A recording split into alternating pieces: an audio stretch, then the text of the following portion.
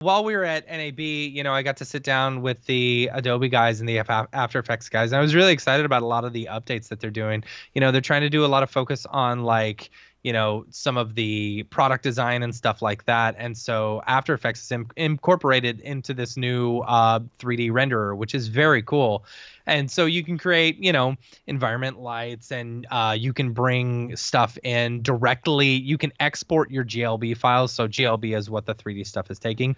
You can export them directly from Substance after you go through Substance Designer and texture them and stuff, which is really cool. I'm really excited about it. The biggest thing though is that I was watching like a thing, and it's like, oh yeah, you can go into draft 3D mode. And I was like, oh man, this is just like, any other 3D DCC where it's not like showing the final render. And I think that to me was like a really powerful addition to it, because it allows you to work quickly. So I was really excited about that. Also, other things like copy and pasting between layers and reverse pasting, which I think is really cool. That's really exciting. And that was one of my things that I've been pushing for a long time. What in the world is reverse pasting? So you can now copy and paste between multiple layers, and then like you can also paste in reverse. So like, say you do an animation and you want the exact same animation just out, you can paste in reverse. Do you just hold shift or control to do it? Something like that. Yeah. So it's so cool. I'm really, really excited about it. Yeah, it's such a workflow. It's a workflow thing that, is going to take, that has been wanted for a long time. But it's funny. They were telling, I was talking to them, and they're like, yeah, it's crazy working with some of this older code and stuff like that. It's like figuring out how to copy and paste across multiple layers. Took a guy like a year to figure out how to do, but copying and pasting in reverse, because he already knew all the code and everything, it's like, oh, that only took like a week or so, And, what was I going to add to that? It's gone from my mind. It's gone now. That's all right. I know what it wasn't about that in particular, but it was about Cinema 4D and Substance, that there's a lot more Substance controls in Cinema 4D now, by the way. Yeah. So what I love about Substance, and it's similar to like the way the Houdini engine worked between Houdini and Cinema. This is also very similar to the way that Unreal Engine does its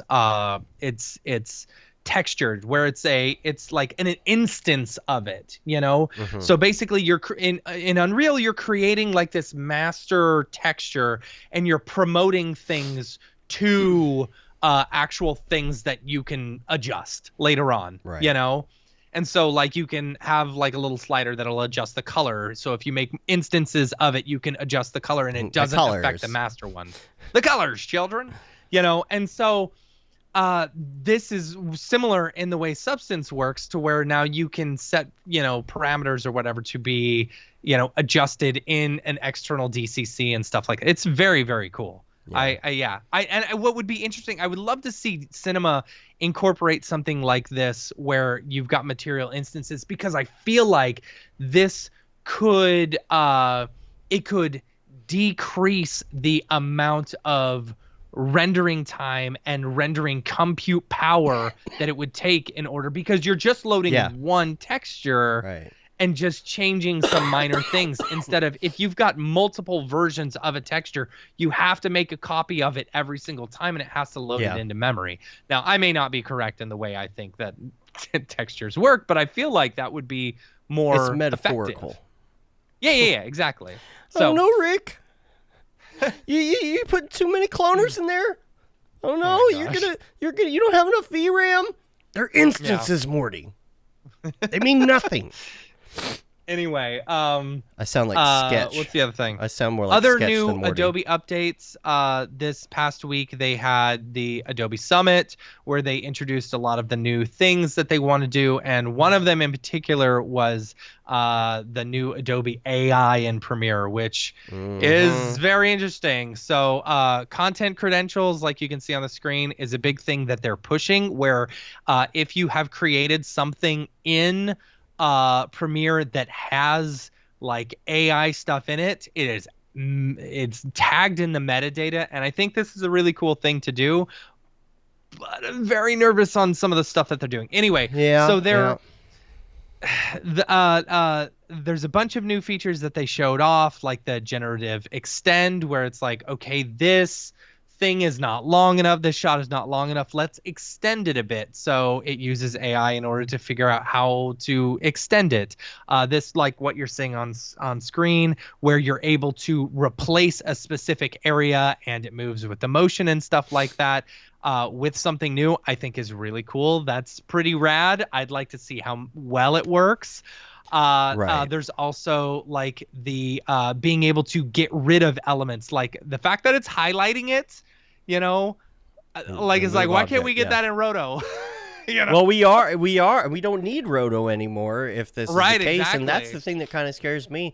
A lot of people don't realize that besides 3D, I do a lot of touch-up work.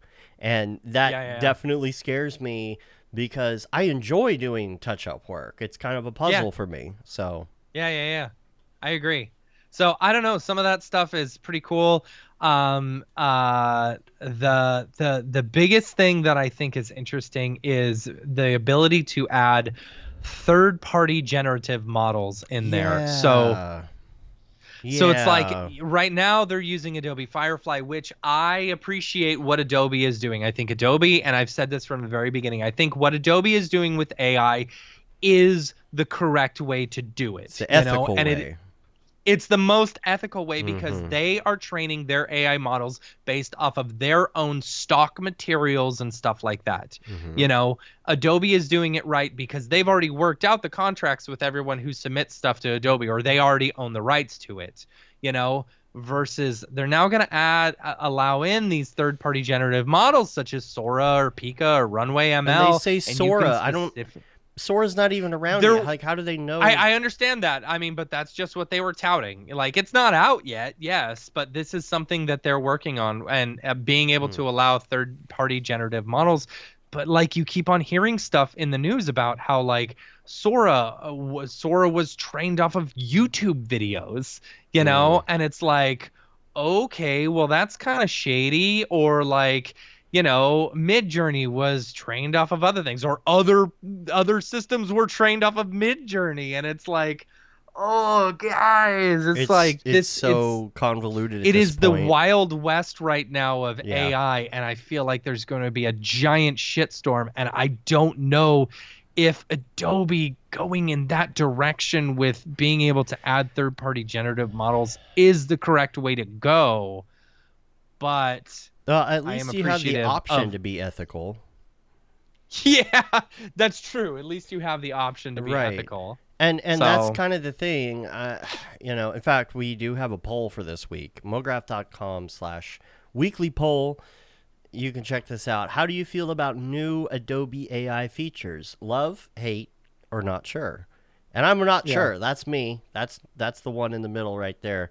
If you want to check out the poll right now, you can scan the QR code, or throughout the week, you can go to MoGraph.com/weekly poll and take the poll, and we will check in on the results next week when we do our next show.